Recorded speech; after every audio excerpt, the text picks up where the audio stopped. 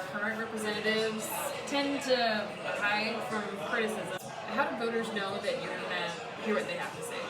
So right now, the thing that we see a lot with representatives is, and even senators. I know Ted Cruz does this. Like he won't let people get in unless they've been screened. Yeah. Actually, you know what? The current representative, Michael Burgess, does the same thing. Yeah. Right? He had an event at a Rudy's country store not too long ago, and you couldn't ask a question that wasn't previously vetted.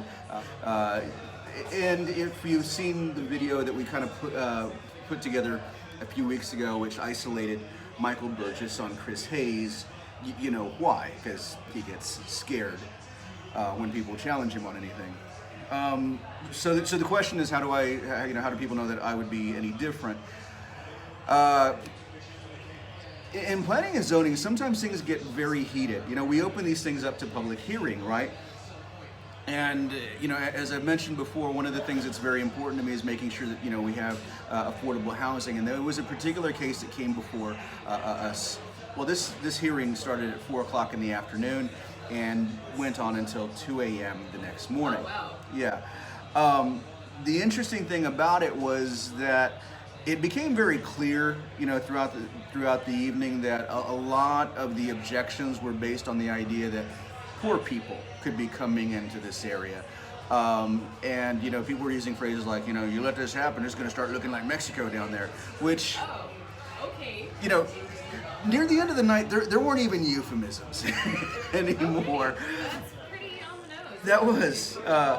But the interesting thing was, things got contentious. And I remember there was a few people that came up, and there was me and another commissioner, where these people, showed up at the podium and were directly addressing us in very angry terms. And I remember at the end of the night, we have a police officer, present who's there to make sure that the peace is maintained. And when I was gathering my things at 2 o'clock in the morning, he asked, "Do you need an escort out into my car?" I was like, "No, why?" He's like, "Well, just the way things kind of went. Just want to make sure that there might be some people out there waiting for you." And I remember my response was, if somebody's going to wait till 2 o'clock in the morning out in the parking lot to take a swing at me, I think they've kind of earned it, Okay.